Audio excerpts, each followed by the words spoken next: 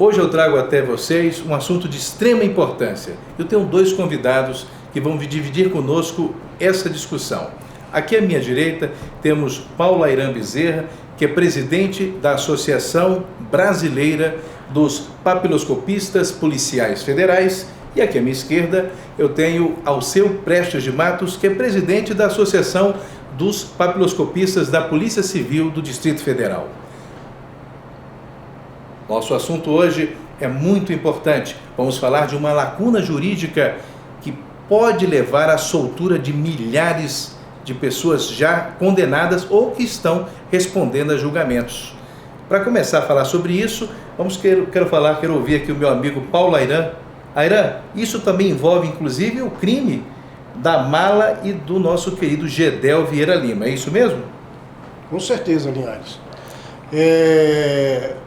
O que vem ocorrendo desde 2009 é que a condição de elaborar, de trabalhar do papiloscopista policial federal e de todos os papiloscopistas do Brasil que trabalham sem a segurança jurídica devida em razão de uma lei 12.030 que nomeou de forma específica alguns gêneros de perito: perito criminal, perito odontologista e perito médico-legistas, deixando de fora todos os outros peritos que exercem atividades periciais no Brasil.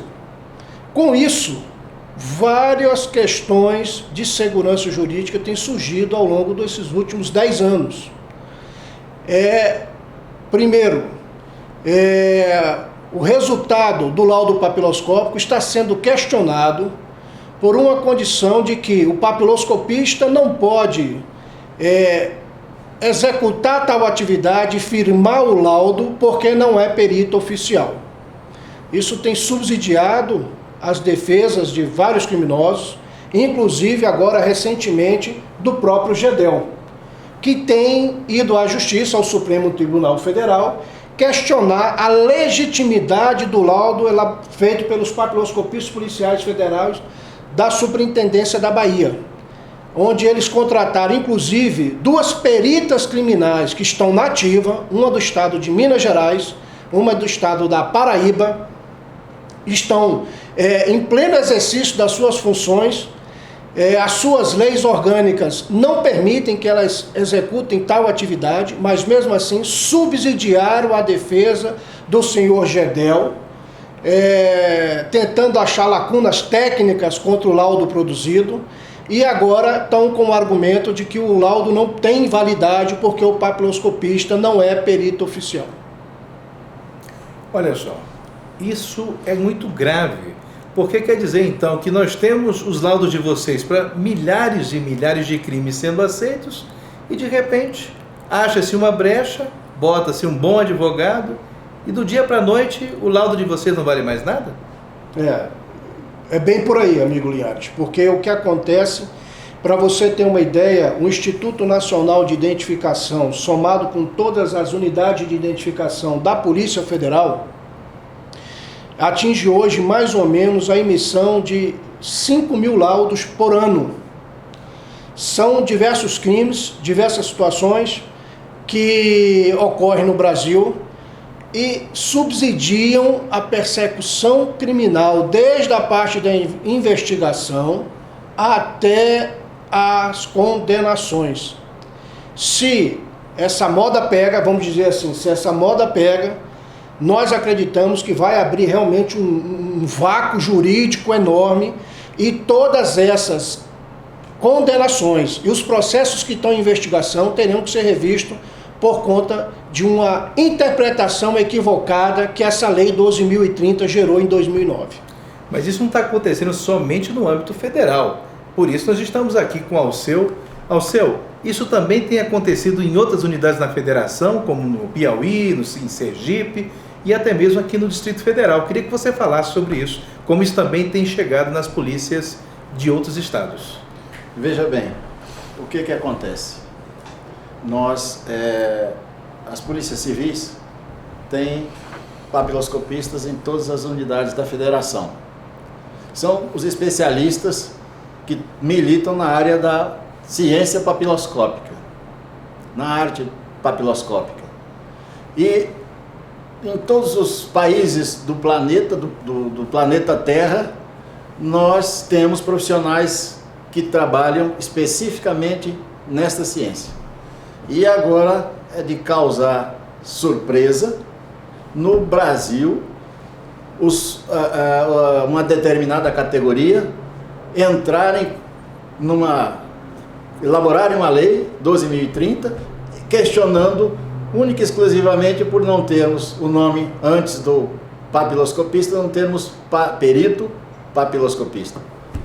E isso, só em Brasília, por ano, são 15 mil laudos de condenados como estupradores, assassinos, de homicidas, latrocidas, estupros, roubos, sequestros, que foram condenados pelo trabalho, pois cada pessoa tem uma impressão digital e só ela, não há repetição. O que acontece com isso? Corremos o risco de milhares e milhares de presos já condenados serem soltos, causando uma série de problemas de indenizações, sistema previdenciário, casos de herança e até mesmo da identificação dos cadáveres de identidade ignorada, que foi identificada através de uma impressão digital. Pela sua carteira de identidade, coletada a impressão, confrontada, é identificada. Imagine se isso tudo perder a validade, por conta de um detalhe de uma legislação que atende só perito legista, perito criminal e perito odontologista. São, só em Brasília, como falei, 15 mil laudos ano. São 40 anos. Imagine a quantidade, a repercussão que isso vai dar na justiça e nas condenações das pessoas já condenadas e os que estão em curso. Será que a justiça brasileira tem 2 pesos e 2 medidas? O pobre vai ser condenado e os ricos que têm milhões serão absolvidos por conta de um detalhe de uma lei que foi toda ela elaborada e preparada para atender determinados interesses de uma determinada categoria, para criar uma reserva de mercado, para sair fazendo laudos particulares e ganhando milhões de advogados de defesa. Inclusive, enquanto estamos aqui gravando, você que está aí nos assistindo, está sendo julgado o caso famoso aqui no Distrito Federal, o chamado crime da 113 Sul. A filha do casal Vilela está sendo julgada, está sendo acusada de ter matado os seus pais, o pai e a mãe, e uma funcionária da casa, que é a Adriana Vilela. A principal prova é a impressão digital, são as impressões digitais da Adriana. Até esse caso está correndo o risco e já foi questionado, não é isso, Alceu? Eu queria que você falasse sobre isso. Sim, eles recorreram, o advogado recorreu até o Supremo e como não cientificamente, tecnicamente, não poderiam questionar o item por item do laudo, pois uma impressão, ela é única, e se aquela impressão estava na cena do crime, não tem como outra pessoa produzir, teria que ser ela. Então, na cena do crime, ela esteve. E esse detalhe está sendo questionado, estão querendo tirar o laudo para tirá-la da cena do crime. Isso daí, nós não sou juiz, o que nós falamos exclusivamente é que a impressão estava na cena do crime. Agora, o que vai ser decidido vai depender dos jurados.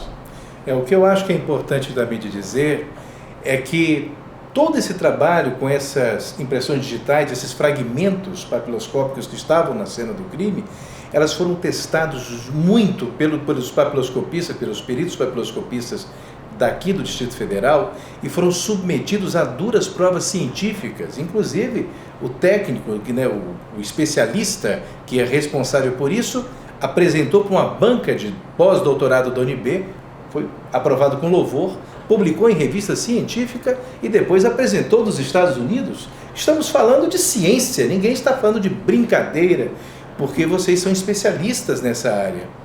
Paulo Ayran, vocês que são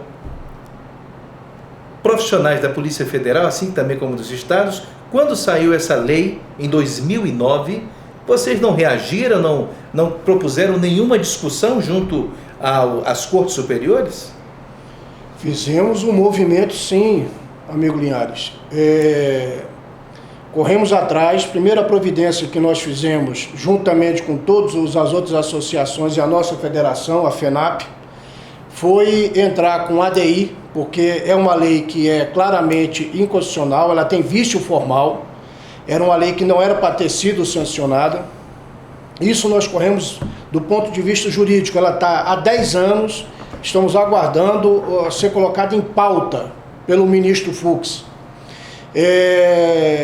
No mesmo momento também nós entramos com um projeto de lei no Senado Federal, para que os papiloscopistas pudessem exercer a sua atividade com mais tranquilidade, sem essa lacuna jurídica.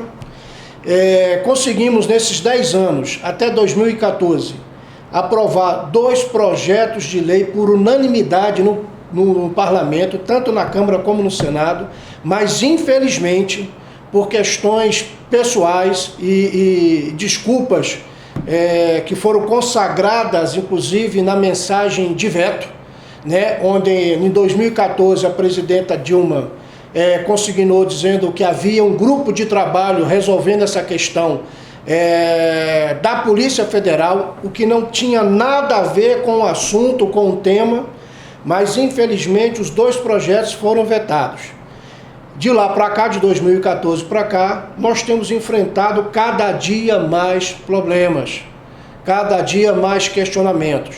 Na Polícia Federal, nós temos colegas que fazem o local de crime, que fazem o laudo e, pasme o senhor, vão para a corregedoria responder PAD, porque fizeram o seu trabalho. Isso é inaceitável, é inconcebível que isso esteja acontecendo nos últimos anos. Recentemente, a Polícia Federal, para tentar amenizar o problema, ela publicou a Instrução Normativa 144, consignando ao Instituto Nacional de Identificação e às suas descentralizadas a condição de fazer o laudo papiloscópico, de fazer o laudo necropapiloscópico e também o prosopográfico. Também foi questionado pela outra diretoria, chegou a se formar um grupo de trabalho para que se discutisse novamente essa norma. O resultado do grupo de trabalho não seria outro, senão que nós fazemos o trabalho de laudo, de perícia papiloscópica, mas estamos aguardando até hoje a decisão do nosso querido diretor-geral para consignar. Eu queria fazer um adendo que é importante a gente deixar consignado, em especial nesse caso da senhora Vilela, que qualquer laudo o juiz pode se abster de observá-lo. E a defesa também pode questioná-lo. Claro. Tecnicamente ele pode ser questionado. É um direito. O que nos causa estranheza e às vezes um rancor, a gente fica rancoroso com a situação, é quando uma instituição co-irmã dentro da Polícia Civil emite um laudo sem estabelecer nenhum tipo de diálogo técnico contra o laudo dos colegas papiloscopistas. E mais, uma perita criminal da Polícia Civil de outro estado se coloca a serviço da defesa para contestar tecnicamente um laudo sem ter as mínimas condições de fazer essa análise, porque ela não vivenciou esse problema. Então é isso que nos causa estranheza. Quem será beneficiado com isso? Né? Quem ganha com isso? Com certeza não é as instituições, não são as instituições policiais, não são as instituições que elaboram e fazem a segurança pública do nosso país, e principalmente a sociedade. Ela fica refém de um processo de briga classista. Isso tem que acabar. Você que foi diretor do Instituto de Identificação, Alceu, como é que você, vendo o trabalho que você fez durante tantos anos e hoje dos colegas que estão enfrentando problemas como esse que o Paulo Ayran nos trouxe, como é que você se sente? Que recado você gostaria de dar aos colegas que estão nos assistindo agora? É uma tristeza muito grande, pois só a sociedade, só o cidadão comum é que será prejudicado. Pois, como falei, não existem duas impressões iguais. Não existe curso de formação em universidades nessa área. O que existe são as academias de polícia que qualificam e passam, a ciência passa a ser aprendida na academia, depois o dia a dia no trabalho, e isso só no Brasil tem 100 anos de ciência atuando e elaborando laudos, identificando criminosos de todas as espécies. Agora os ricos estão arrumando uma brecha na lei, infelizmente amparada por um aparato financeiro, patrocinando as defesas dos acusados para se livrarem da cadeia, vamos dizer assim. E como é que você se sente? Bom, uma tristeza, uma decepção, uma frustração, que eu sei que toda a comunidade, todo brasileiro sabe que a impressão digital não existem duas, e porque agora querem desqualificá-lo, querem tirá-la da cena do crime.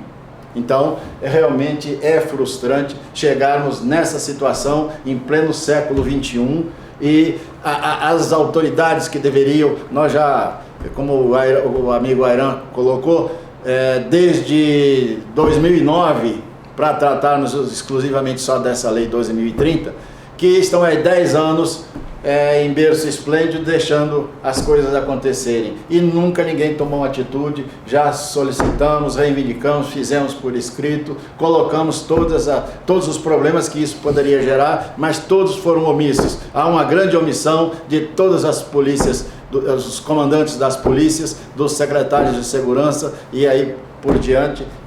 Alguém tem que resolver esse problema, que só o pobre vai pagar o pato.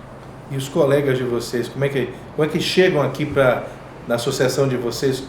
Deve ser muito duro você saber que está fazendo o seu trabalho, está ajudando a população e sente que esse trabalho todo está sendo desperdiçado. Como é que você se sente? Como é que é a cobrança que vem para vocês?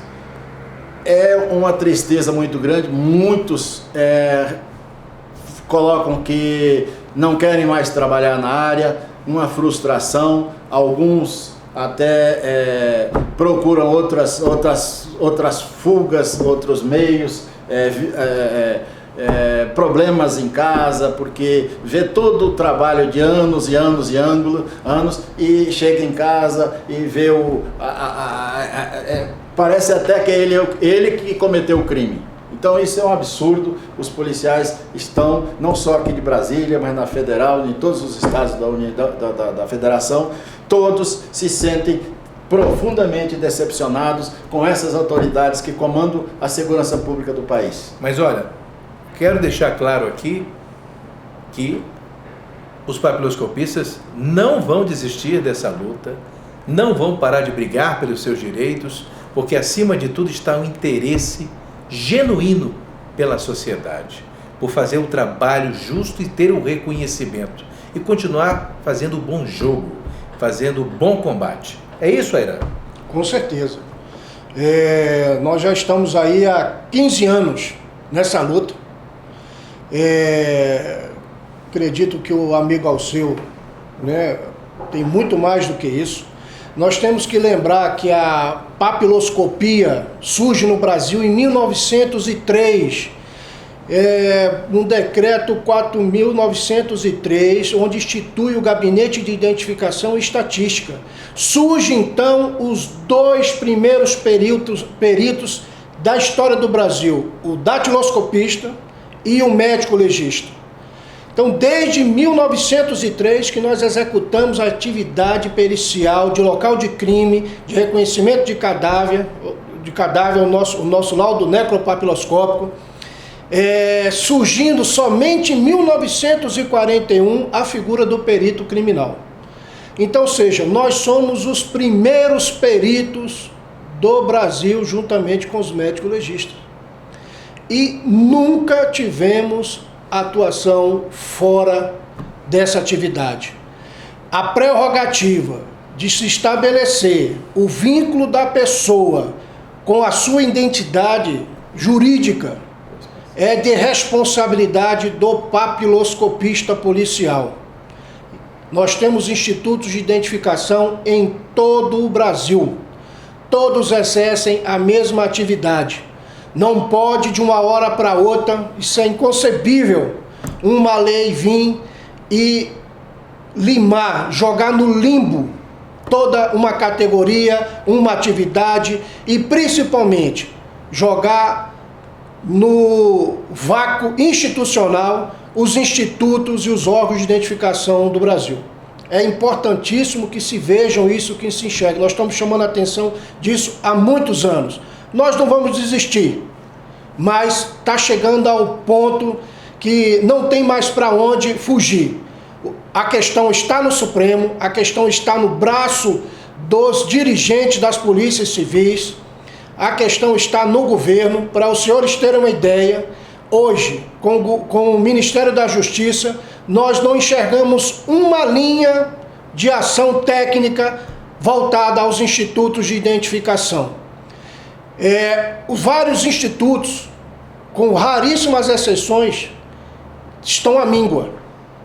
Não tem material, não tem servidor, não tem estrutura física, não tem tecnologia e mesmo assim, pasmem os senhores, executam a sua atividade com maestria, instruindo o processo de investigação e a persecução criminal nos vários rincões desse país. Então nós estamos chegando no limite, é preciso se tomar uma providência, que se tome uma decisão, que essa decisão seja boa para a sociedade e para as instituições. Que a decisão ela não privilegie nenhuma categoria, que ela seja voltada para o bem do Brasil. E você, Alceu, o que tem a dizer sobre isso? Bom, realmente é de causar estranheza, e eu até fico muito orgulhoso de ter uma categoria de servidores públicos que estão lutando com todas as suas garras, todas as suas energias, toda a sua força, para continuar trabalhando e desempenhando um bom trabalho para o país. Pois, se não identificarmos os criminosos, quem irá identificar?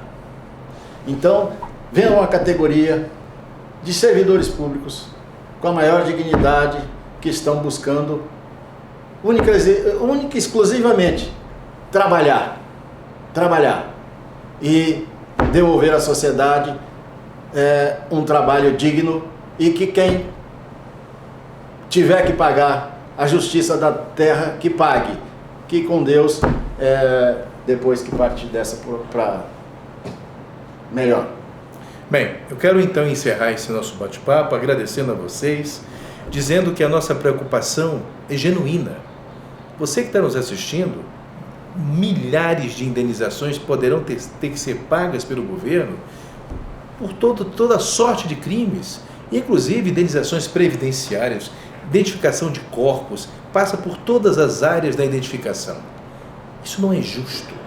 Você que hoje está sendo beneficiado, que teve um crime resolvido por causa da perícia papiloscópica, pode amanhã ver a pessoa que tirou a vida de um familiar seu ser solta e escarnecer da cara das vítimas. É isso que você quer? E ainda tirar do seu bolso, porque você, como cidadão, vai colocar o seu rico dinheirinho que foi depositado por meio dos seus impostos para pagar a indenização para um monte de bandidos. É esse Brasil que a gente quer? É esse Brasil que a gente sonha e precisa? Deixamos aqui essa questão posta, e você que está nos assistindo, compartilhe em suas redes. Você que é papiloscopista, você que é policial, você que é cidadão brasileiro que está incomodado com este assunto que acaba de chegar na sua casa.